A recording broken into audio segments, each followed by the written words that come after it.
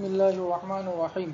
बैंकारी, banking, bank की तारीफ। Bank एक ऐसे तिजारती इदारे का नाम है जो लोगों की रकमें अपने पास जमा करके ताजिरों, सनअतकारों और दीगर ज़रूरतमंद अफराद को कर्ज फराहम करता है। आजकल रिवायती बैंक इन कर्जों पर सूद वसूल करते हैं और अपने अमानतदारों को कम शरह पर सूद देते हैं और सूद का दरमियानी फ़र्क बैंकों का नफ़ा होता है।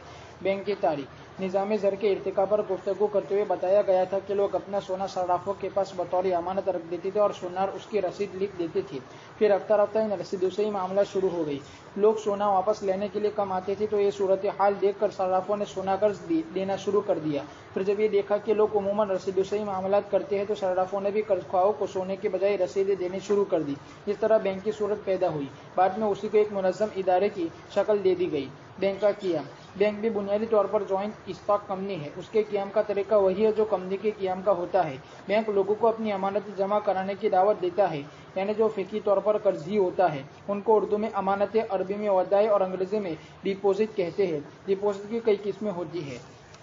Number 1, current account. उसको अरबी में अल-हिसाबुल जारी और उर्दू में मद रवा कहते हैं। उसमें रखी हुई रकम पर सूद नहीं मिलता है। इस अकाउंट में रखी हुई रकम किसी वक्त भी जितनी मिकदार में चाहे बगैर किसी पाबंदी के निकलवाई जा सकती है। नंबर 2, सेविंग अकाउंट, जिसको अरबी में हिसाबुत तौफीर और उर्दू में बचत खाता कहते हैं।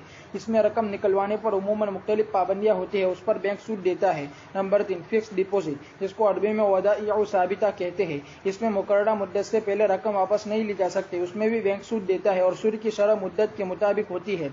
तवील मुद्दत में शरह ज्यादा होता है और कम मुद्दत पर शरह कम होता है। जब इन तीन किस्म के डिपॉजिट से बैंक के पास सरमाया जमा हो जाता है और कुछ बैंक का इब्तिदाई सरमाया भी होता है, तो इस तमाम सरमाए को इस्तेमाल का तरीका ये होता है कि इस सरमाए का एक मुकर्ररा हिस्सा सयाल शक्ल में स्टेट बैंक के पास जमा कराना जरूरी होता है।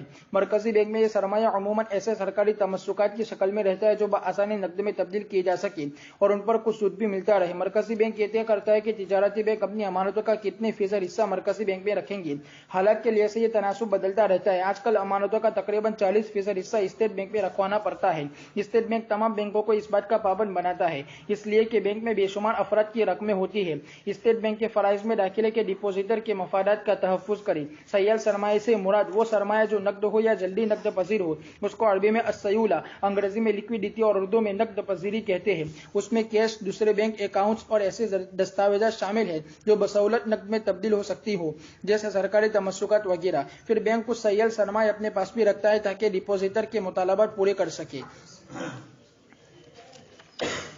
बैंकिंग का एक तस्वुर जो एक मुनज़्ज़म शक्ल में हमारे सामने इस वक्त है, ये इस्लामी तस्वुरात में से नहीं है।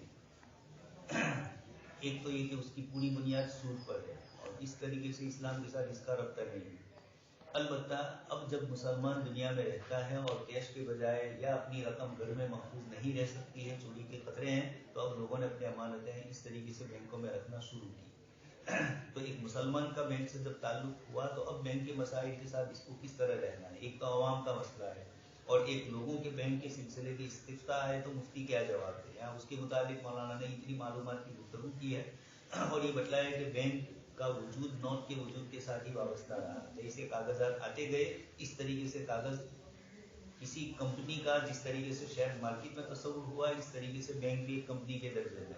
बैंक के लिए भी वही उसूल और ज़वाबित जो कंपनी के हैं, चूंकि दोनों में फर्क इतना है कि कंपनी रुपया लेकर उसको तिजारत में लगाती है और बैंकें रुपया लेकर अपने पास रखती है और फिर दूसरे किसी को कारोबार के लिए या सूद पर देती है और उसका जो हमारे साथ कोई मामला नहीं करती है। वो इतना फर्क है। शेयर कंपनी बराह रास्त हमें अपना पार्टनर बना रही है, बैंक जो है वो हमें पार्टनर नहीं बना रही, वो हमारी रकम की हिफाजत की नीयत से उसको लेती है लेकिन फिर हिफाजत करती नहीं। इसलिए जो जुमला मौलाना ने फरमाया, अमानत में तो ये है कि रकम बैंक में ही पड़ी रहे और बैंक ये करती नहीं है। बैंक फौरन इस रकम को सूद पर दे देती है तिजारत के लिए, तो वो दूसरे से तो मामला शिरकत का करती है, मुदारबत का करती है कि ये रुपया देती है, रब्बुल माल बनती है और दूसरे के पास है। लेकिन अपने डिपोजिटर के साथ इसका कोई मामला नहीं होता।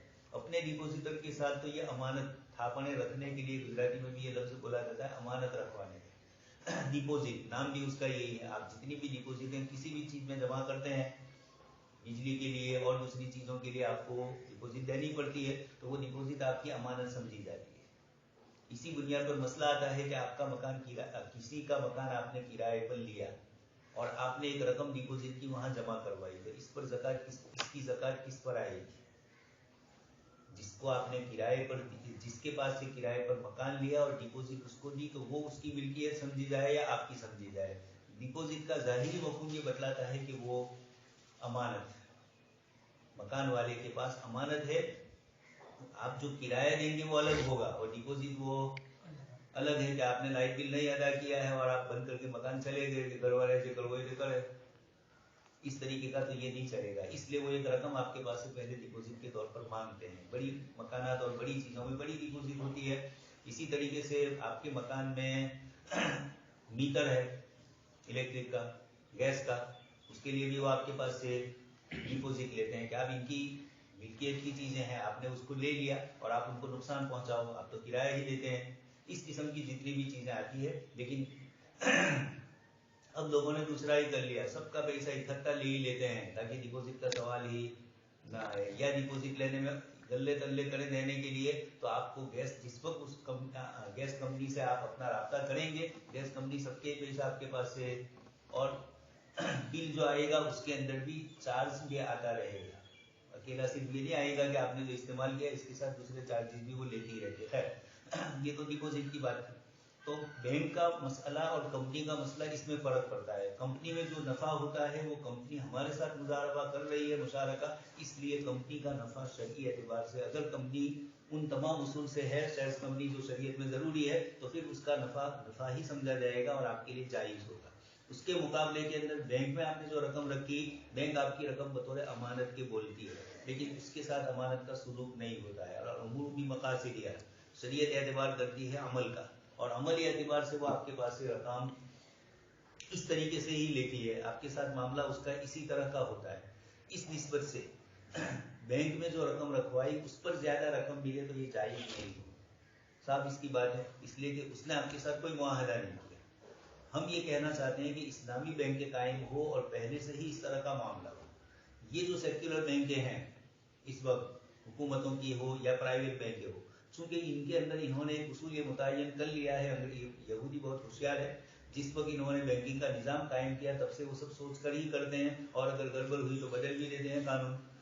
تو انہوں نے پہلے سے یہ طے کیا ہے کہ بینک کاروبار نہیں کرے گا، بینک کسی کے ساتھ ڈائریکٹ مضارب اور رب المال نہیں بن سکتا. ہاں بینک کے توسط سے دوسرے کام کاج آپ کریں گے، پورا امپورٹ اور ایکسپورٹ کا جتنا بھی کاروبار ہے، آپ جب کسی ملک سے کوئی چیز خریدیں گے یا کسی ملک کو کوئی چیز وہاں سے کوئی آپ سے خریدے گا، آپ کی کمپنی ہے اور آپ کی کمپنی سے وہ مال لے رہا ہے، تو آپ اس کو نہیں پہچانتے، وہ آپ کو نہیں پہچانتا، تو بیچ میں بینکوں کا واسطہ ہوتا ہے. آپ کی جو بینک ہے وہ سیدھی اس سے بات کرے گی، اس کی بینک سے، اس کی بینک آپ کی بینک سے بات کرے گی، اور آپ دونوں کو، امپورٹر اور ایکسپورٹر کو جو رقم دینی ہے، جو چیز بیچنی ہے، رقم وصول کرنی ہے، تو کہاں وصول کرنی ہے؟ بینک ہی کے توسط سے ہوگا. اس پر بینک چارج لے گا، اس کو نفع نہیں بولتے ہیں اس پر، اور وہ جو چارج لے گا وہ اس کے لیے لینا جائز ہوگا، اس لیے کہ وہ چارج کی شکل میں ہے. لیکن پھر اس کی دوسری بہت ساری شکلیں ہیں جو ناجائز ہے. خیر بتلانا یہ ہے کہ بینک کاروبار نہیں کرے گا، کاروبار کے کرنے والوں کے ساتھ سارے معاملات کرے گا، لیکن سیدھا اس کو بائع یا مشتری نہیں کہا جائے گا. اس کے مقابلے کے اندر یا رب المال اور مضارب نہیں کہا جائے گا. ہم یہ کہتے ہیں کہ یہ بینک نے جو اصول اور ضابطے متعین کیے ہیں، بینک کام تو وہی کرتا ہے. بینک کے پاس 1 کروڑ روپیہ ہے تو وہاں تھوڑا رکھے گی، روزانہ کا جانتے ہیں کتنے لینے کے لیے پیسے آتے ہیں اور کتنے رکھنے کے لیے آتے ہیں. اس حساب سے وہ ایک رقم اپنے پاس بینک میں صبح سے شام تک رکھتے ہیں. یہ رقم تو لوگ لینے بھی آئیں گے نہ دینے بھی آئیں گے. باقی جو رقم لوگوں کی ہے وہ ایک بڑی رقم وہ تجارت میں لگا دیں. اس میں کس کے کھاتے والے کی رقم وہ تجارت میں لگائیں گے؟ 2 قسم کے. ایک تو سیونگ اکاؤنٹ، آپ ڈپوزٹ کے طور پر، عموماً ہم لوگوں کے پیسے سیونگ میں ہی ہوتے ہیں، اس لیے کہ اس میں خطرہ نہیں ہے شرعی اعتبار سے، اور جو ملتا ہے وہ سود، وہ مسلمان کے لیے جائز نہیں ہے، تو ہم لیں نہیں، کسی کو دے دیں گے بغیر ثواب کی نیت والا جو مسئلہ نکالا ہے اس پر. دوسرا مسئلہ ہے فکس ڈپوزٹ، FD جس کو بولتے ہیں. یہ کثرت سے لوگوں میں چلا ہے کہ بینکوں میں رقم رکھ دی اور بینک جو کاروبار کرنا چاہے کرے. بینک آپ کو اتنا بولتی ہے کہ آپ کو ہم فکس بول دیتی ہے 5 سال میں اتنا نفع دیں گے. نفع تو نہیں بولتی، 5 سال میں تمہاری رقم ڈبل ہو جائے گی، اور وہ آپ کو سمجھنا ہے کہ وہ ڈبل کس سے ہوگی، سود سے ہی ہوگی یا جو کاروبار. تو اسی کو میں پہلے کہنا چاہتا تھا کہ اب اسلام میں بینکنگ کا جب نظام ہو تو مولانا ابھی بتلائیں گے کہ سیونگ اکاؤنٹ کا کوئی فائدہ نہیں. اس لیے کہ رقمیں پڑی رہتی ہے، تو آپ اس کے بجائے ان کے ساتھ تجارت کرو، بینک کے ساتھ مضاربہ کرو یا مرابحہ مشارکہ جو کچھ بھی چلتا ہے جس طریقے سے جس کو کرنا ہو. لیکن فکس ڈپوزٹ کہ متعین نفع کی شرح متعین نہیں کی جاتی ہے، فکس کر دی جاتی ہے. تو ایک سال نفع کم بھی ہو زیادہ بھی ہو، لیکن یہ فکس کر دیتے ہیں، اور فکس میں ان کا بھی فائدہ ہوتا ہے، خود تو کھائیں گے نہیں، لیکن فکس کرنے میں وہ تجارت کیسے ہوئی، نفع نقصان مضاربہ تو اس میں ہوتا ہے کاروبار میں، تو کہ ایک نفع کا مالک ہو اور نقصان کا بھی وہ مالک ہو. صرف نفع کا مالک ہو تو یہ شرعی اعتبار سے صحیح نہیں ہے، صرف نقصان کو بیچارے کو خطرہ ہی خطرہ ہو، مجبوراً وہ لے لے، تو سود لینے والا کیا کرتا ہے، مجبوری ہوتا ہے، اور دینے والا نفع ہی کماتا ہے. تو یہ فکس ڈپوزٹ میں بھی یہ گنجائش نہیں ہے، شرعی نقطۂ نظر سے فکس ڈپوزٹ اسلام میں جائز نہیں ہے. اس کی وجہ یہی ہے کہ اس کے اندر نفع کی شرح پہلے سے متعین کر دی جاتی ہے. اب عملی شکل میں حقیقی شکل میں جو نفع ہوتا ہے وہ آتا نہیں ہے، نقصان بھی نہیں آتا. بیچ میں کرنٹ اکاؤنٹ بتلا ہے، کرنٹ اکاؤنٹ کا آپ کو بتلا دیا، یہ جو امپورٹ اور ایکسپورٹ کرنے والے ہیں یا ملک میں بھی بڑا کاروبار کرنے والے ہیں، امپورٹ اور ایکسپورٹ کبھی ملک سے باہر ہوتا ہے، کبھی ایک ملک کے ایک حصے سے دوسرے حصے، ایک شہر سے دوسرے حصے میں ہوتا ہے، تو وہاں بھی بینکوں کی ضرورت پڑتی ہے. آپ کسی کتب خانے سے کتابیں منگوائیں گے اور وہ آپ کو پہچانتا نہیں ہے، تو یا تو وہ ڈاک سے بھیجیں گے وی پی کے ذریعے، یہ مہنگا ہوتا ہے، اور ایک ہوتا ہے وہ پوسٹ کے ذریعے آپ کو وی پی نہ کرے بلکہ آپ کو دے دے اور آپ پر بھروسہ ہے تو آپ کو بعد میں آپ پیسے جمع کروا دیتے ہیں. جیسے مدرسوں کا عموماً کتب خانوں سے برسوں سے رابطہ ہے، تو پیسے بعد میں بھی دے تب بھی ان کو اس سے کوئی فرق پڑتا نہیں ہے، لیکن بعد میں بھی دے دیتے ہیں. اور ایک یہ ہوتا ہے کہ آپ نے کسی سے کاروبار کیا، وہ یہ کہیں گے کہ ہم بلتی بھیجیں گے بینک میں، اب وہ بلتی بینک میں جائے گی، آپ ٹرانسپورٹ میں کتابیں لینے جاؤ گے تو وہ کہے گا کہ بلتی لے کے آؤ، اور بلتی بینک میں ہے، اور بینک آپ کو کہے گا کہ اتنے روپئے بھرو، پھر اس کے بعد بلتی لو، اور پھر وہ ٹرانسپورٹ والے کے پاس جائے گی.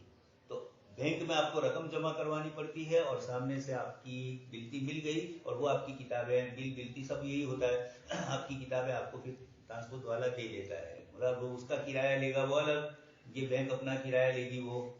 لیکن اس میں اطمینان ہے دونوں کو، آپ کو بھی رقم کا اطمینان ہے کہ میں نے رقم جمع کروائی، کل اگر وہ کتاب نہ بھیجے تو آپ کیس کر سکتے ہیں کہ فلانی رقم کھاتے میں نے جمع کروائی ہے، وہ بتلاتی ہے، پروف بولتا ہے اس کو. اس لیے لوگ بیوی کے میاں بیوی کا جھگڑا ہوا، اب اس کے بعد رقم طے ہوئی چندو پتی کی، تو اس وقت کیش رقم نہیں دینے کی، سب کس سے دینے کی، بینک کی بیمار. میں نہیں چاہتا کہ کوئی کسی کو طلاق دے، لیکن اگر اس طرح کے حادثات ہو تو مسئلہ یہی بنے کہ آپ کو کیش نہیں دینا ہے، کل آپ نے دے دیا، کس نے دیکھا، گواہ بھی پھر جاتے ہیں. اس لیے اس قسم کی چیزیں. خیر، تو گفتگو یہ ہو رہی کہ کرنٹ اکاؤنٹ، یہ بزنس مین لوگ یہ کھاتا کھلواتے ہیں، اس کے پیچھے ان کا مقصد اتنا ہوتا ہے کہ سامنے والا جو بینک ہے اس میں آپ کا کریڈٹ بولتا ہے کہ یہ آدمی کاروبار کرنے کے لائق ہے، انہوں نے فلانی جگہ سے مال اتنے کا خریدا اور اتنا روپیہ ان کے پاس ہے، وہاں سے نفع آیا تو آپ کا بینک کرنٹ اکاؤنٹ کے اندر آپ کا اپنا پورا بینک کا کھاتا اور بینک کی جو آپ کا جو کاروبار ہے وہ بتلایا جاتا ہے. اور اس کی وجہ سے سامنے والا بینک آپ پر مطمئن، اور وہ بینک اپنے جو کھاتے دار ہوگا، مثلا ملیشیا میں کوئی کمپنی کا کوئی مال آپ خرید رہے ہیں تو ملیشیا میں جو کمپنی مال تیار کر رہی ہے اس کمپنی کو آپ کا اعتماد ہونا چاہیے، تو وہ سیدھے وکیل سے سب کام ہوتے ہیں عام متن، اور وکیل سیدھا بینک کی معرفت یہ کام کرتا ہے. بڑے بڑے جو کاروبار لے کے بیٹھے ہیں ان کو تھوڑی اس کی فرصت ہوتی ہے، تو وکیل روک لیا اور اس طریقے سے کرتے ہیں. تو بینک کے ساتھ یہ سارے معاملات ہوتے ہیں. ان کا بینک ان کو اطمینان دلاتا ہے آپ کا کرنٹ اکاؤنٹ دیکھ کر کہ سامنے والے کا کاروبار ہے اور حقیقت میں اس کی روپیہ آتا اور جاتا ہے، یہ اس بات کی دلیل ہے کہ یہ آدمی کچھ نہ کچھ کاروبار کر رہا ہے. اس لیے اطمینان، ادھر آپ کو بھی اطمینان کہ آپ نے جس کمپنی کے پاس مال تیار کروایا وہ آپ کے پاس ایڈوانس میں 25% مانگ رہی ہے، اب آپ بیچ دیں نہ کمپنی نہ ہو، خالی پاتیا ہی ہو، مدرسہ نہ ہو، ایسا بھی ہوتا ہے، تو وہاں بھی ایسا. تو یہاں شرم نہیں آتی لوگوں کو، تو کاروبار لے کے بیٹھے ہیں. تو اس طریقے سے اگر کریں، اس بنیاد کے اوپر آپ کو بھی ضرورت پیش آتی ہے بینک کی، تو آپ کا بینک آپ کو اس سے اطمینان دلاتا ہے کہ یہ کاروبار کرتا ہے، اس کی فیکٹری ہے، مال تیار ہو رہا ہے، اس کا کرنٹ اکاؤنٹ اتنا مضبوط ہے کہ وہ آپ کو ادا کر. یہ کرنٹ اکاؤنٹ حقیقت میں ایک قسم کا اطمینان دلانا ہوتا ہے بینک کی مال، اس پر بینک کرنٹ اکاؤنٹ جس کا کھاتا کھولتا ہے اس سے ٹیکس لیتی ہے. चार्ज लेती है, इसलिए कि बैंक को तो मुफ्त दिया, वो बैंक उसके पास से सूद नहीं ले सकती। जितनी रकम जमा करवाई वही वापस करनी होती है। तो बैंक न सूद लेती है न बैंक सूद देती है, देने का तो सवाल नहीं है, इसलिए कि इसका रुपया तो बैंकों को काम आता ही नहीं है। उसने 2 घंटे पहले जमा करवाया न, फिर अचानक कोई बड़ा सौदा हो गया, अब उसने खाते में से अपने आदमी को भेजा कि तो ये रकम उठाई लाओ, तो अभी तो आई थी ना अभी, इसलिए बैंक उसके ऊपर उसको कोई सूद नहीं देता है आम मतलब। लेकिन अब बैंकें इतनी दिवालिया हो चुकी है कि जे आई होते 2 कलाक પછી भी दे देશું कहीं हम तक सेटिंग કરીને, लेकिन ले लेती है और इसके ऊपर खुद बैंक अब सूद देती है लालच के लिए। बाकी आम वतन करंट अकाउंट में इस तरह ये हिंदुस्तान की या किसी मुल्क की इस किस्म के हालात हो जाए तो होता है। इंग्लैंड की भी बैंक ऐसा कभी कर लेती है, लोगों को लालच देने के लिए कि रुपया लाओ बैंक में किसी तरीके से। तीसरा है सेविंग अकाउंट और फिक्स डिपॉजिट। फिक्स डिपॉजिट तो हमारे यहाँ शकी नुक्ते नजर से जायज नहीं है, लेकिन आजकल मुसलमान कसरत से फिक्स डिपॉजिट वाले ही कारोबार करते हैं, बैंकों से दान नहीं करते, लेकिन किसी को पैसे दे दिए। एक मरतबा एक बड़ी उम्र के चाचा इन्ना लीला की तैयारी में हाथ पकड़ के तो 2 आदमी लेके आए और मसला पूछने के लिए, मुझे ऊपर से नीचे उतरना पड़ा, उछल नहीं सकते। इन्होंने किसी साहब को पैसे दिए 50 लाख रुपये, चाचा थे तो उसके दे दिए। अब वो दोनों आए कि ये मेरे 50 लाख मैंने इसको दिए हैं और ये मुझे हर महीने इतने रुपये देगा। मैंने कहा ये धंधे तो है नहीं इस्लाम में, आप उससे मुतय्यन करो कि 50 लाख दिए, तेरा इतना नफा मेरा इतना नफा, मुतय्यन करो। अब इसमें तुम दोनों की मर्जी की बात है, स्लीपिंग पार्टनर चाहे अपने लिए कम रखे चाहे अपने लिए ज्यादा रखे, लेकिन ये कि मुतय्यन करो और फिर उसके बाद कारोबार करो। लेकिन मुसलमान फंसे हुए हैं, बैंक का फिक्स डिपॉजिट भी जायज नहीं और इसी तरह कारोबार में इस तरीके से नफा नुकसान की मिकदार मुतय्यन किए बगैर ऐसे ही धंधे इस महीने का इतना मिल जाएगा, ये भी शरन सही नहीं। फीसद मुतय्यन होना चाहिए, रकम मुतय्यन करना जायज नहीं। आप सुन चुके हैं मुजारबा वगैरह में। तो अब ये 3 किस्म के बैंक है, ये तो वो बैंक है जो रोजमर्रा के बैंक है। बाकी आगे इसके बाद बतलाएंगे कि हुकूमत ने और भी दूसरी बैंकें कायम की है, एग्रीकल्चर बैंकें होती है। अब वो बैंक क्या काम करती है, मुल्क को तरक्की देना है खेती में, तो काश्तकारों को कम शरह सूद के साथ ये ज्यादा रकम देते हैं ताकि काश्तकार का काम हो जाए, खेती हो और मुल्क की तरक्की हो। इस तरीके से इस तरह मेडिकल के अंदर जिन जिन शोबों के अंदर लोगों को परेशानी हो रही है, हुकूमत इस किस्म की बैंकें खुलवाकर बैंक वालों को आमदा करती है। लेकिन बैंक कायम कैसे हो, जैसे शैक्स कंपनी होती है, सारे अपने उसूल और ज़ाब्ते जो हुकूमत के होते हैं बैंकिंग के, RBI ने जो उसूल और ज़ाब्ते मुतय्यन किए हैं उनकी रियायत करते हुए बैंक खोला जाता है। उसमें आप सुन चुके हैं कि मौलाना ने बतलाया कि 40% रकम रिजर्व बैंक में जमा करवानी होगी। ये क्यों? इसलिए कि आप तो बैंक खोल के बैठ गए ना, रकम सब किसकी है, पब्लिक की रकम होती है। नहीं, बैंकों में लोग पैसे अपने जमा करवाते हैं तो पब्लिक की रकम है और कल बैंक उठामरा हो गया बैंक का, तो कौन पैसे देगा? इसलिए रिजर्व बैंक हर बैंक के पास से इनके पास जितनी रकम आती है उस रकम का हर एक जगह अलग अलग है। इन्होंने 40% कहा पाकिस्तान के हिसाब से, अब यहाँ इसको कितना हमें मालूम नहीं, लेकिन है।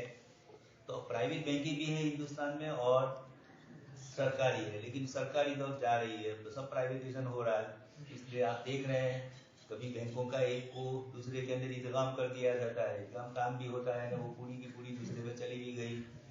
पंजाब बैंक का देखा और दूसरी बैंकों का देना बैंक वगैरह, एक है SBI, इसमें भी कुछ चली गई, कुछ बैंक ऑफ बड़ौदा में चली गई। तो ये मुल्क की मईशत की कमजोरी की तरफ इशारा हो रहा है। बैंकिंग का इस तरह होना, अवामुल नास का एतमाद बहाल न होना, इसलिए हुकूमत को मजबूर होकर इस तरीके का कभी करना पड़ता है। और कभी मजबूर होकर नहीं तो इनकी अपनी कोई मकासद होते हैं लंबे, उसके पेश नजर भी करना होता है। तो अब आप चंद आदमी मिलकर बैंक कायम करेंगे, या कभी कोई एक आदमी मालदार है वो बैंक कायम करेगा, तो हुकूमत से उसको इस तरह की सारी चीजों की मंजूरी लेनी पड़ेगी। उसके बाद अपनी रकम का एक हिस्सा उसको जमा करवाना पड़ेगा। अब चाहे उसने भी तो लोगों से लिए हैं, सारी रकम उसके अकेले की नहीं, तो बैंक में हर बैंक को RBI के अंदर ये रकम जमा करवानी पड़ती है। इसको फरमाया कि हालात के लिहाज से तनासुब बदलता है। कभी मईशत कमजोर है, बैंकों के पास भी पैसे नहीं है, तो हुकूमत 2 काम करती है। एक तो इनको ये कह देती है अगर बैंकें ऑक्सीजन पे चल रही है, मुराद ये कि बैंक सही तरीके से नहीं चल रही है, परेशानी है, लोग रुपये लेकर कर्ज लेकर मालिये बन जाते हैं, चले गए, अब ये बैंकें क्या करेगी? तो तो अवाम उन्नास की थापड़ होती है, अवाम उन्नास की अमानत डिपोजिट है, तो अब वो चली गई, बैंकें बंद हो जाती है, तो लोगों का एतमाद बहाल करना जरूरी होता है। इसलिए रिजर्व बैंक ने ये उसूल और ज़ाब्ते मुतय्यन किए कि ये रकम में से इतना वसूल इतना पहले से जमा करो। अब ये कभी रकम ज़्यादा होगी, कभी कम होगी। अगर मुल्क के हालात अच्छे नहीं हैं तो आरबीआई ये करेगी कि अगर वो लंबी रकम अपने पास रखेगी तो वो तो आरबीआई में जमा रहती है, आरबीआई तिजारत नहीं कर सकती, वो तो खुद बैंक है, इसलिए, और आरबीआई किसी को दे भी नहीं सकती, इल्ला कि जबरदस्ती मांग कर ले ले, जैसे हुआ गुज़िश्ता साल, और आरबीआई के गवर्नर को हज जाना पड़ा। तो इस तरह की चीजें मुल्क की मईशत के लिए अच्छी नहीं है। आरबीआई ने जो उसूल और ज़ाब्ते मुकर्रर किए हैं, इसके मुताबिक ये रकम उनके पास होनी चाहिए, लेकिन इतनी ज्यादा रकम हो और वो पड़ी रहे और मुल्क का हाल अच्छा ना हो, तो फिर कभी कभार इस तरीके से आरबीआई से कर्ज लिया जाता है या और वही सूद पर हुकूमत लेगी तब भी आरबीआई को अदा करे। तो ये आरबीआई को मजबूरन फिर कभी कभार अपने फवाइद के अंदर कुछ नरमी बरतनी पड़ती है। अगर बैंकों के पास रकम कम है तो ये कहा जाएगा, और लोगों के पास है पैसे, तो बैंक को ये कहेंगे कि शरह सूद तुम बढ़ा दो, 5% तुम शरह सूद लोगों से लेते थे, यानी देने का जो आए तो कम दो, और जो तुम्हारे पास से कर्ज लेने आए उसके पास से थोड़ा ज्यादा दो। लेकिन जब हालात नॉर्मल खराब है, कोई कर्ज लेने जाएगा नहीं बैंक से, इतना लंबा कर्जा है, तो ये रकम पड़ी रहेगी। तो फिर हुकूमत खुद आरबीआई खुद कहेगी इन बैंकों से कि तुम थोड़ा शरह सूद क्या कर दो, कम कर दो, ताकि लोग लेने के लिए आए, वरना 100 रुपये पे 8 रुपये तुम लेते हो तो 5 रुपये लो, और लोग जल्दी से फिर लेंगे। और कभी लोगों के पास पैसा ज्यादा हो गया तो बैंक से कहेगी कि शरह सूद ज्यादा कर दो, ताकि, और फिर उसके ये तो कर देंगे लेकिन लोग कम आएंगे तो उनको नुकसान, तो उसकी तलाफी आरबीआई ने जो रकम रखी है अपने पास उसमें कुछ कमी कर देती है। बैंक ये कहेगा हमें तो आपने शरह सूद ज्यादा कहा तो लोग पैसे लेने आते नहीं है और इधर आपके पास हमारी रकम पड़ी है और आपने हमें शरह सूद ज्यादा कहा, तो फायदा तो है लेकिन आए तो फायदा नहीं। तो फिर ये कहेगी कि तुम इतना ही शरह सूद रखो, तुमको जो नुकसान हो रहा है उसकी तलाफी हम ये करेंगे कि 40% तुम्हारा हमारे पास है तो 10% अभी तुम्हें इस्तेमाल करने के लिए 1 साल 2 साल के लिए देते हैं, फिर हालत नॉर्मल हुए तो फिर वही 40 पर चला जाएगा। इस तरीके से करके भी बैंकों को उस्तवार किया जाता है। बैंक के वज़ाइफ, बैंक सरमाया जमा करने के बाद कई वज़ाइफ अदा करता है, मसलन तमवील। बैंक में जमा करवाना होता है आरबीआई में, ये कैश रकम भी होती है, यानी आपने बैंक खोला तो आरबीआई कहेगी कि 40% लाओ, तो 40% पूरे के पूरे रुपये देना जरूरी नहीं है, कैश रकम देना जरूरी नहीं है।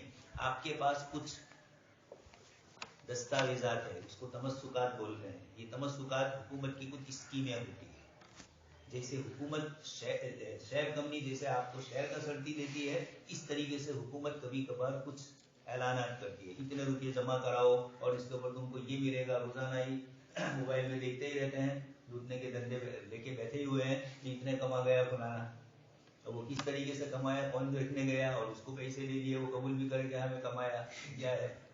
या दुनिया सब जगह बड़ी इस तरह फ्रॉड होते हैं, तो रात दिन इस तरीके की चीजें होती है। इसलिए इससे बचने के लिए हुकूमतों ने कुछ इस किस्म की स्कीम निकाली, वो सरकारी ही पोस्ट ऑफिस से मिलती है या सरकार किसी बैंक को दे और वो बैंक से मिलती है, इस तरीके की कुछ कागजात मिलते हैं। हुकूमत वो एक तो बॉन्ड्स जारी करती है, यानी हुकूमत आपसे कर्जा लेती है और वो हुकूमत के बॉन्ड्स आप जमा करवाओ। अब ये किसी बैंक के पास भी इस तरह के बॉन्ड्स पड़े हुए हैं, उसने किसी और को कर्जा दिया है, बड़ी बैंक छोटी बैंक को दे दी है, तो बैंक ने अगर किसी को कर्जा दिया है और उसके पास बॉन्ड्स है, ये बॉन्ड्स भी वो रख सकते हैं आरबीआई के अंदर। एक तो रकम का एक हिस्सा दे और एक हिस्सा किसका दे, बॉन्ड्स का। इस तरीके से और दूसरी स्कीमों के कागजात होते हैं, इंदिरा विकास पत्र नाम सुना होगा, अभी भी बहुत सारी यहाँ निकल रही है, ये हुकूमत के मातहत भी। तो हुकूमतें इस तरीके की लोगों को हुकूमत खुद जारी करती है, और या ये कि कोई कंपनी जारी करती है, कंपनी के शेयर से आपके पास वो आपने रख दिए किसमें, ये तमस्सुकात। तो 40% पूरा का पूरा कैश जरूरी नहीं, हर ऐसी चीज जो नकद पजीर हो, जल्दी से नकद में तब्दील हो जाए, मसलन शेयर है तब्दील हो जाएंगे, बॉन्ड्स है तब्दील हो जाएंगे, इस किस्म की जो चीजें हैं वो ये नहीं करेगी। अच्छा, कभी सोना भी ले लेते हैं, कभी बैंक के पास से सोना भी, लेकिन चूंकि सोने के रखने में थोड़े नुकसान भी है लॉकर में। एक तो बैंक लेती है आपके पास से, बैंक के पास से आप कर्जा लेते हैं और बैंक आपकी सोने वगैरह को लॉकर में रख देती है। कभी कुछ लोग वो होते हैं कि इनको अपने घर में खतरा होता है सोने चांदी रखने का, तो ये बैंकों में रखते हैं, उस पर बैंक चार्ज लेती है। बैंक के लॉकर के अंदर। तो ये इस किस्म की भी चीजें चलती है, लेकिन आम वतन तमस्सुकात ज्यादा चलते हैं। बैंक सरमाया जमा करने के बाद कई वज़ाइफ अदा करता है, मसलन तमवील, तख्लीक़ ज़र, बरआमद दरआमद में वास्ता बनना वगैरह। यहाँ इन वज़ाइफ की कदर वज़ाहत की जाती है। अब बैंक क्या क्या काम करते हैं, हालांकि फाइनेंसिंग बैंक का सीधा काम नहीं है, लेकिन करती है वास्ता करके, वाया बनती है। तमवील फाइनेंसिंग, बैंक का सबसे अहम काम लोगों को उनकी ज़रूरियात, खुसूसन तिजारती ज़रूरियात के लिए कर्जे फराहम करना है। बैंक कभी तवीलुल मियाद कर्जे जारी करता है। ऐसे कर्जों को अरबी में लीजिए कि शेयर्स कंपनी में जो आप शेयर लेते हैं वहाँ तो कारोबार होता है, बैंक में कारोबार नहीं होता है, लेकिन बैंक बहुत सारे कारोबार में अपनी तरफ से बिल वास्ता मुअय्यन करती है। और इस बुनियाद के ऊपर बैंक में भी असल तो कर्ज ही लोगों से सूद ही वसूल करना है, यानी नफा कमाने वाला ही बनना है। तो यकीनी बात है कि जब ये नफा कमाने के लिए बैठी है तो इसके साथ इसके मसाइल भी इसी किस्म के होंगे। ऐसे कर्जों को अरबी में इतिमानो तवीलिल अजल और अंग्रेजी में लॉन्ग टर्म क्रेडिट कहते हैं। और कभी कसीरुल मियाद कर्जे जारी करता है जो अमूमन 3 माह या 6 माह तक के लिए होते हैं। इनको अरबी में इतिमानो कसीरुल अजल और अंग्रेजी में शॉर्ट टर्म क्रेडिट कहते हैं। बैंक से लोग 3 तरह के कर्जे लेते हैं। नंबर 1, रोजमर्रा की तिजारती जरूरियात के लिए कर्ज लिया जाता है, मसलन बिलों की अदायगी या तनख्वाहों की अदायगी के लिए कर्ज लिया जाता है। इनको हेड एक्सपेंसेस, ओवरहेड एक्सपेंसेस कहते हैं। नंबर 2, कारोबार के रवा या खर्च, बिलों की अदायगी के लिए कभी किसी कंपनी में कारोबार हो रहा है और कैश नहीं है तो वो क्या करेगी, बैंक से लेगी, या कैश तो है लेकिन उसको नफा कैश में दूसरी जगह ज्यादा हो रहा है, लेकिन कैश सीधा देना नहीं चाहती अपने मजदूरों को, अपने मुलाजिमीन को, इसलिए बैंक से वो कर्जा, इसलिए कि बैंक से कर्जा लेकर इसका शरह सूद मसलन 8-9% है और इधर दूसरा कारोबार के अंदर 25%, 30% का नफा होता है, तो कैश होने के बावजूद वो बैंक से दूसरा कैश ले रही है, इसलिए कि इसको तो लगाना है कारोबार में, इस तरीके से वो करती है। नंबर 2, कारोबार के नवा या खर्चात, मसलन सामान तिजारत की खरीदारी और खाम माल वगैरह खरीदने के लिए कर्ज। अमूमन ये होता है कंपनियों के पास कच्चा माल, कंपनी माल तैयार कर रही है कोई, तो कच्ची चीजों की जो जरूरत पड़ती है उसके लिए कर्जे भी मांगती है। मसलन बड़ा ऑर्डर आ गया कहीं से कंपनी के पास माल बनाने का और इतने कैश है नहीं, दूसरों के पास पड़े हुए हैं लेकिन अभी है नहीं और माल तैयार करके देना है, तो अब वो बैंक में जाते हैं, इसलिए कि इनको जो नफा मिलेगा वो बहुत बड़ा मिलेगा, बैंक का जो सूद होगा वो 15%, 30% देना है। उसको अरबी में रअसुल मालिल आमिल और अंग्रेजी में वर्किंग कैपिटल कहते हैं। नंबर 3, बड़े बड़े मंसूबों के लिए जो कर्ज लिए जाए। कोई पूछेगा कि मौलाना वर्किंग कैपिटल के लिए मैं कर्जा ले सकता हूँ, सूद ले सकता हूँ बैंक से, तो मतलब परेशान क्या होता है नहीं जाए, इसलिए इंग्लिश की इस्तिलाहात भी जानना जरूरी है। साहिल क्योंकि रात दिन उसी में लगा है इसलिए वो उन्हीं इस्तिलाहात को जानेगा और किसी इस्तिलाह से वाकिफ नहीं होंगे। नंबर 3, बड़े बड़े मंसूबों के लिए जो कर्ज लिए जाए उनको अरबी में तमवीलुल मशारिअ और अंग्रेजी में प्रोजेक्ट फाइनेंसिंग कहते हैं। प्रोजेक्ट फाइनेंसिंग, बड़े बड़े अरबों के ये करने हैं, तो अब कर्जे, अब मसलन किसी कंपनी ने बहुत बड़ा पुल है या बहुत बड़ी हॉस्पिटल है वो ले ली, बनाने का ठेका उठा लिया, अब पैसे तो है नहीं या है तो थोड़े हैं, तो वो बैंकों से कर्जे लेंगे और कर्ज लेकर बनाएंगे। एक ये है कि हुकूमत बनाती है तो वो वर्ल्ड बैंक से लेती है, जो बड़े बड़े ठेके हैं वो वर्ल्ड बैंक से उमूमन होते हैं।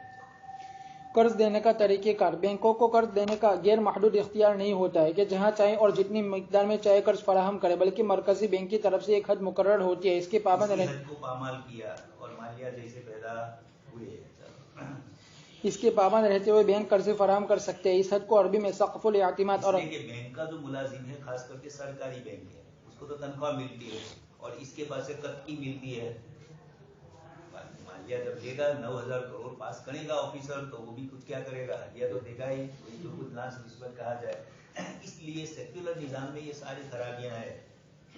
कोई किसी चीज का मालिक नहीं, मोदी भी और मनमोहन भी अगर किसी मुल्क के साथ कोई मामला करना है तो चाहे वो खाते न हो, लेकिन दूसरे जो बीच में बैठे हैं वो तो खाने ही वाले हैं, इसलिए अवाम ही का उसके अंदर नुकसान होता है। उसूल और ज़ाब्ते चाहे बनाए जाएं लेकिन इससे कोई फर्क नहीं पड़ता है। बैंक मसलन किसी ने बैंक डुबा दी या शेयर्स कंपनी का भी जो मसला हुआ सत्यम वाला, आज तक वो मसला हल नहीं हुआ।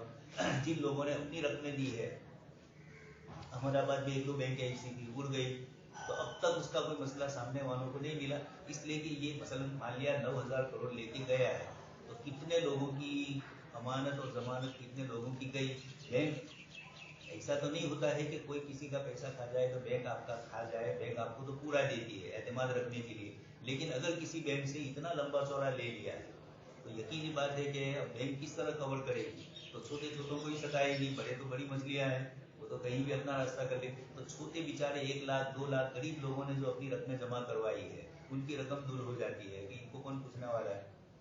बड़े तो कानूनी केस लड़कर भी करेंगे, गरीब के पास तो इतने पैसे भी नहीं होते और उसको पता भी नहीं है कि बस वो तो ये समझता है कि ऑफिस से बैंक से हित मनेमल से, उसको क्या पता है कि इसके ऊपर कोई बैठा है कि नहीं। अच्छा, फिर बहुत ज्यादा हो जाए तो बैंक क्या करती है, तो हुकूमत से केस होता है, तो हुकूमत रिसीवर बिठा देती है। रिसीवर सही रिसीव करे तब तो बहुत अच्छा है, लेकिन वो भी नहीं करता है। मसलन माल्या वाली जो बैंक है, अगर रिसीव करे तो माल्या की जितनी प्रॉपर्टी हिंदुस्तान में, वो इतने बेवकूफ नहीं कि यहाँ रखे प्रॉपर्टी, यहाँ जितनी प्रॉपर्टी है उन सारी प्रॉपर्टी को ले ले और बेच कर अपने जितने खातेदार है जिनकी रकम गई है उनको बैंक पूरा अदा करे। लेकिन इस तरह भी नहीं होता है, इसलिए कि फिर कानून भी अजीब अजीब, सेक्युलर कानून है, नहीं सेक्युलर मुल्क है। उसकी पिटाई की तो वो केस करे, तो इसके ऑर्डर आ गया तो कुछ भी नहीं मिले। उसकी प्रॉपर्टी आप बेचना चाहो और वो इसके ऑर्डर ले आया तो प्रॉपर्टी न बिके। इसलिए इतना आसान नहीं है। ये भी नहीं है कि रोजाना ये खतरे हैं, लेकिन जब आते हैं तो फिर उसका हल नहीं होता है। मुल्क में जो इस तरीके का जितना भी, हर मुल्क में ऐसा होता है, खाली हिंदुस्तान में मालिया नहीं बैठे हैं, सब जगह पर बैठे हुए हैं इस किस्म के। तो ये सब लोग, और ये अकेले नहीं होते हैं, मिली भगत होती है ऊपर से नीचे तक। इस हल को अरबी में सख्फुल एतमाद और अंग्रेजी में कुछ लोग होते हैं कि हमारे बदनामी बोले तो पैसा मलवाज में, ऐसी भी दुनिया है, जो कुछ भी हो रहा हो चाहे हमारा नाम आए, और अंग्रेजी में क्रेडिट सेलिंग कहते हैं। मसलन आजकल मरकजी बैंक की तरफ से जो हिदायत है वो ये है कि बैंक अपनी तमाम अमानतों का 40% हिस्सा तो मरकजी बैंक के पास रखवाता है, जिसको अरबी में एहतियाजी सुयूला और अंग्रेजी में लिक्विडिटी रिजर्व कहते हैं और रिजर्व कहते हैं। और 5% तक बैंक अपने पास नकद यानी कैश की शक्ल में रखता है और 30% की हद तक प्राइवेट अफराद या इदारों को कर्ज फराहम कर सकता है। बाकी 25% से या तो सरकारी तमस्सुकात खरीदे या सरकारी इदारों को कर्जा फराहम करे, जैसे PIA। सख्फुल एतमाद मुकर्रर बैंक ने एक तरफ उनके पास से 40% तो लिए, कर्ज देने के तरीके बतलाए कि एक बैंक ने लोगों की रकमें ली है और अब वो लोगों को दूसरों को कर्ज पर देती है। जिसकी रकम है वो भी कभी कर्ज लेता है और जिसकी रकम नहीं होती है, और उमूमन तो बड़े बड़े मालदार ने बड़ी रकमें ले लेते हैं बैंक से। इसलिए कानूनी वजह करना पड़ा कि बैंक के पास तो लोगों की अमानत है, उन लोगों को सबको अदा करना है। इसलिए 40% तो रिजर्व बैंक के पास लिक्विडिटी की शक्ल में आ गई, चाहे वो पैसे हो, तमस्सुकात हो, चाहे और दूसरे शेयर्स कागजात वगैरह हो। उसके बाद ये कहा गया कि बैंक के पास कितनी रकम रखे, तो 5% ही रकम कैश रखे, जो रोजाना लोग आते जाते हैं इसके हिसाब से। और तीसरा बतलाया 30% प्राइवेट अफराद को या इदारों को कर्ज, कोई आदमी अकेला आया बैंक से लोन वसूल करने के लिए, उसको भी मिल सकती है। कोई कंपनी मांगे है तो उसको भी दी जा सकती है, लेकिन पूरी प्रॉपर्टी, पूरी जो बैंक की अमानत है उसके 30% में से ही देगा। अब अगर ज्यादा दे दिया, जैसे 9,000 करोड़, तो हो सकता है कि उस बैंक का ये 30% से कम हो, और ये भी हो सकता है कि 30% से ज्यादा हो और लोगों की रकम भी, यानी 30% भी लोगों ही की थी, लेकिन RBI ने उसको इजाजत दी है कि इतनी रकम तुम किसी को कर्जे पे दे सकते हो। अब कर्जा जब देते हैं तो अमूमन ऐसा थोड़ा है कि ऐसे ही लोन पास हो जाती है, सामने आपकी कोई ना कोई चीज भी क्या होती है गिरवी, या चीज गिरवी न ले तो कागजात ले ले। अब आप मकान बेच ही नहीं सकते हैं, रिक्शा है, बैंक से पैसे लिए हैं तो बैंक आपके कागजात अपने पास रखेगी, अभी आपके नाम पे ये रिक्शा होगी ही नहीं जब तक आप उसको पूरा कर्जा अदा न करें। ये इस तरह की तमाम शक्लें बनती है। तो 30% की इजाजत होती है कर्ज देने की, लेकिन उमूमी तौर पर हिंदुस्तान में इन कानून की रियायत बड़ी बैंकें तो जो मोहतात होती है वो तो करती है, दूसरी उमूमी बैंकें जो प्राइवेट होती है उसके खतरे होते हैं। सरकारी बैंकों में ये उम्मीद होती है कि सरकार इसको लगा रही है, इसलिए कानूनी तौर पर सरकार पर दब्बा लगता है, इसलिए सरकार इसकी हिफाजत करने की कोशिश करती है। इसलिए लोग ज्यादातर अपनी रकमें उन्हीं खातों में रखते हैं जो सरकारी होते हैं, गवर्नमेंट का बैंक होता है। अगरचे ये नहीं कहा, हिंदुस्तान में बहुत सारी प्राइवेट है, अब तो ये चाहते हैं कि सभी प्राइवेट हो जाए ताकि तुम अपने एतबार से लूटते रहो और एक बड़ी रकम हमें देते रहो, बाकी तुम जानो ने पब्लिक जाने। तो ये सही नहीं है, मुल्क अपनी तहमील में। लेकिन चूंकि इस्लाम में हुकूमत को ये पावर भी पूरा नहीं, अल्लाहुल मुसाइर, अल्लाह ही बहुताल तय करते हैं, इसलिए हुकूमत को तिजारत के अंदर, कारोबार में इस तरह की सारी चीजों की इख्तियार दे तो लोगों के कारोबार पे रोक लग जाए, आजादी है, तिजारत नहीं हो रही है, इसलिए हुकूमतें सब चीजें नहीं करती है। लेकिन न करने में कुछ नुकसान भी है। अच्छा, कुछ तो वो चीजें हैं जो कारोबारी दुनिया के मसाइल है, उसमें तो आज़ादी दे, लेकिन एक आदमी ने कारोबार में कपला किया, दूसरे के पैसे खा गया, तो अब ये जो अब तो क्राइम उसका फौजदारी केस हो गया, तो अब आप उसको वो सजा दीजिए, उसके पास से वसूल करवाइए। अब ये जो रिसीवर होते हैं वो भी कुछ काम नहीं बनता है, रिसीवर वहाँ रिसीव करने जाए और वो किस्ते ऑर्डर ले आता है, दुकान वाला भी होशियार है, किसी ने बहुत बड़ा मोल बना लिया है और अब उसने पैसे अदा नहीं किए तो बैंक ने उस मोल का मसला अदा करवाना चाहा, यानी वो तो चला गया, वो उसके नाम पर बोल रहा है, तो उसके बैंक के पैसे अदा न करने पर मोल बनाया उसी से पैसों से, और अब जब आप जाएंगे तो वो किस्ते ऑर्डर ले आता है, कोई ना कोई शक्लें निकालते हैं बीच वाले। इंसानी कानून की ये कमजोरी है कि कानून भी है न कानून से छटकने की खिड़कियां भी बहुत सारी है, ये इंसानी कानून की। खुदाई कानून जो होता है इसमें मौलवी हिला करके करे वो अलग है, बाकी खुद कानून में इस तरह की छटक पानियां नहीं होती। सक़्फ़ुल एअतिमाद मुकर्रर करने में कई अवामिल का दखल होता है। कहा कि सरकारी तमस्सुकात खरीदे, तुम बैंक लेके बैठे हो तो हुकूमत को भी तो फायदा हो, तो हुकूमत जो जो स्कीमें जारी करे उसमें से एक हिस्सा तुमको भी खरीदना पड़ेगा, अब उसको खरीदेगा तो हुकूमत को फायदा होगा, फिर ये किसी और को बेचेगा, शेयर्स की तरह होता है, इसकी भी कीमतें बढ़ती है। लेकिन ये सब बॉन्ड्स वगैरह जिसमें कारोबार ही ना होता हो, सिर्फ कागज है, ये कहा कि ये कागज अभी खरीद लो, 6 महीने के बाद इस कागज के हम तुमको इतने रुपये देंगे, या मार्केट में उसकी खुद ब खुद कीमत बढ़ने लगे, तो जब उसके पीछे कारोबार नहीं है तो कागज की कागज से व्यय हो रही है, पैसों की पैसों से व्यय हो रही है, एक तरफ कम है न दूसरी तरफ ज्यादा है, और वो सूद है बिला इवज है। कारोबार अगर है नफा तो वो जायज होता है। इसका सक़्फ़ुल एअतिमाद मुकर्रर करने में कई अवामिल का दखल होता है। मसलन कभी किसी खास शोबे मसलन ज़राअत या सनअत वगैरह में ज़्यादा तमवील मतलूब होती है तो बैंकों का रुख उधर कर दिया जाता है। ये मुल्क की जो बड़ी बैंक है रिजर्व बैंक, ये नेटवर्क है पूरा इसके साथ लगा हुआ, बल्कि अब तो इतनी मुनज़्ज़म हो चुकी है कंप्यूटराइज निज़ाम होने के बाद कि आपने बैंक से रुपये लिए या बैंक में रुपये जमा करवाए तो पहले तो बैंक ऑफ बड़ौदा उसकी तरफ से कभी कभार कुछ चीज़ें आती थी, अब यह है कि RBI से भी कभी डायरेक्ट आपके ऊपर मैसेज आते हैं, कानून की खिलाफ वर्जी न की जाए, या आपकी रकम है आप हमारे होल्डर है तो आपको एहतियात करना है, इस तरह के थोड़े थोड़े मैसेज कभी कभार आते हैं। अभी फिर बंद हो गए 1-2 साल से, लेकिन इससे पहले आते रहते थे कुछ न कुछ मैसेज डायरेक्ट RBI। ये अलग बात है कि डायरेक्ट दिल्ली से तो आपको नहीं पहचानते, दिल्ली वाले भरूच वालों से ही, यानी अहमदाबाद से रब्ता करेंगे, अहमदाबाद वाले भरूच से रब्ता करेंगे, और यहाँ के जितने भी पूरे जिले के या इस बैंक के साथ जितने वाबस्ता है उन सारे अफराद की, तो कभी बड़ी रकम ले ली, कभी छोटी रकम जमा करवाई, RBI की नज़र इस पर होती है, इसलिए कुछ उसूल ने ज़ाब्ते बनाए हैं, कितनी रकम ही उठा सकते हैं, इतनी रकम जमा करवाई तो ये इतनी रकम आई कहाँ से। आम मतलब तो बैंकें कहती नहीं है, लेकिन जब हुकूमत की किसी और कसूर में कोई कसूरवार हो जाए और उस वक्त बैंकों को भी कहा जाए कि इसकी आमदनी का हमें रिपोर्ट दो, बैंकिंग उसके खाते का रिपोर्ट दो, तो फिर वो परेशान कौन हो जाता है। इसलिए RBI आम अहवाल में दखल नहीं देती, लेकिन जब CBI उसको कहे तो RBI को भी उसके अंदर या मुल्क का नुकसान हो रहा हो तो इस वक्त इस किस्म की चीजें भी होती है। कभी इफराद बताया कि अब जब ये पूरी की पूरी bank reserve bank of India को पूरे मुल्क की हालात पर नजर रखनी है, तो कुछ इलाके ऐसे होते हैं कि वहां पर काश्तकारों को खेती की चीजें करनी है, लेकिन बेचारों के पास पैसे नहीं है, बेचारों के पास है नहीं, लेकिन जो मिलेगा वो सूद पर ही, लेकिन कम शरह सूद पर, तो इनको फायदा हो जाएगा। मैं सूद की तारीफ नहीं करना चाहता, इनकी बैंकों के निजाम को बदलाना चाहता हूँ कि ऐसा क्यों करते हैं। कभी इफरात सर को कंट्रोल करने के लिए हद मुकर्रर की जाती है, इसलिए कि बैंकों के ज्यादा कर्ज जारी करने से भी इफरात सर में इजाफा होता है। तो हुकूमत को कहा गया कि इतनी रकम मेडिकल चीजों की तरफ लगाओ, तो बैंकों को भी कहा गया कि लोग कर्जा लेने के लिए आए तो इनको कम शरह सूद के साथ दो, ताकि वो अपनी दवा इलाज कर सके। जैसा कि आगे तख्लीक़ ज़र के अनवान के तहत उसकी वज़ाहत होगी। और कभी मुरादात टैक्सों से हुकूमत के इखराजात पूरे नहीं होते, कर्जे जारी करने से भी इफरात ज़र, और यही चीज 2008 में जो पूरी दुनिया में क्राइसिस आया, मंदी आई, उसके पीछे यही हुआ। बैंकों ने लोगों को, मसलन एक आदमी बैंक के पास गया, इंग्लैंड वगैरह यूरोप के मुल्कों में ये होता है कि जब बैंक के अंदर रुपया लेने जाते हैं कर्ज के तौर पर, तो वो उनसे पूछते हैं कि तुम्हारे पास कौन कौन सी चीजें, यहाँ भी पूछते हैं, मुफ्त थोड़े दे देंगे, कंगाल हो 1 करोड़ रुपये उसको थोड़े मिलेंगे, तो उसकी प्रॉपर्टी पूछी जाती है ताकि कल वसूल करना हो तो आसानी हो सके। और अगर कुछ नहीं है तो उसकी जो चीज है जो हमने दी है उसी को इस तरह की रखो कि वो बेच न सके, कागजात सारे बैंक के पास ही होते हैं, वो बेच नहीं सकता। लेकिन होशियार है, एक साहब को आदमी ने पैसे दिए कि बैंक में से उसके लिए रिक्शा लिया है, फिर हो गया रिक्शा चलाता नहीं है, तो वहाँ बैंक में पैसे अदा नहीं होते थे, तो बैंक से जिसने लिया था जिसके नाम पर उस पर जा रहा था।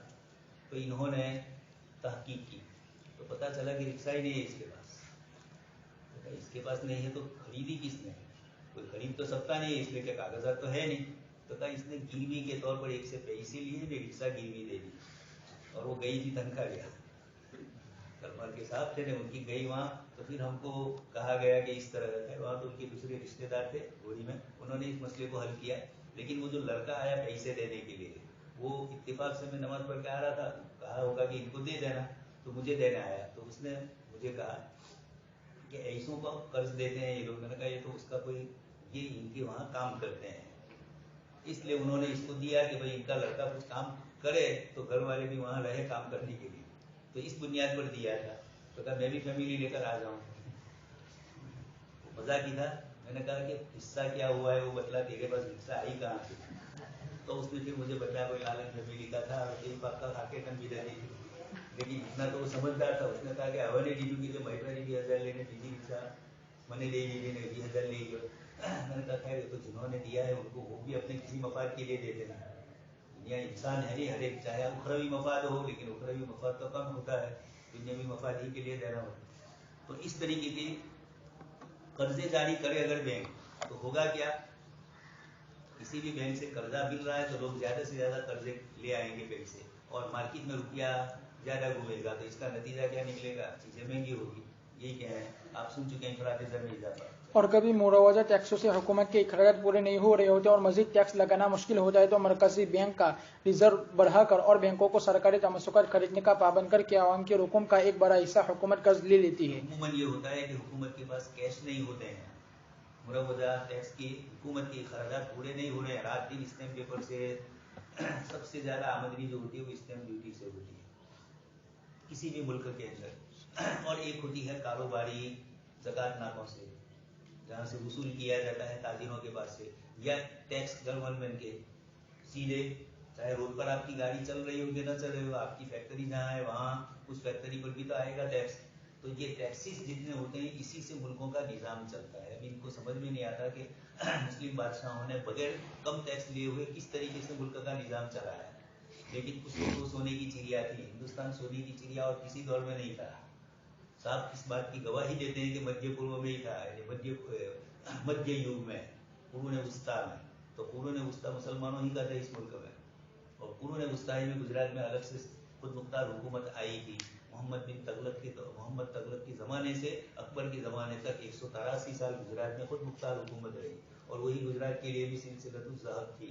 मुहद्दिसीन आए, फुक़हा आए उसी दौर के अंदर। खैर बाद में नहीं आए ऐसा नहीं है, अकबर के दौर में भी उलमा थे, औरंगजेब के दौर में भी आए, लेकिन जो ये इस दौर में आए, और वो इत्तेफाकात हालात भी उस दौर के ऐसे थे। ईरान में सफ़ी हुकूमत आ गई थी, और इसके नतीजे के अंदर वहाँ सुन्नियों पर जुल्म होता था। तो सुन्नी उलमाए किराम की एक बड़ी खेप हिंदुस्तान की तरफ आई, गुजरात सबसे करीब था तो यहाँ तशरीफ लाए, और राजाओं ने भी, ये जो बादशाह थे सलातीन, उन्होंने भी की खूब खिदमत की, इस एतबार से हुआ।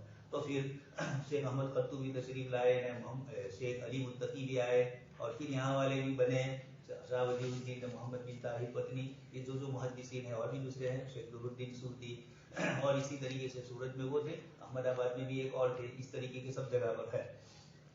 तो बतलाना ये है कि हुकूमत अखराजात पूरे करने के लिए टैक्स लेती ही रहती है।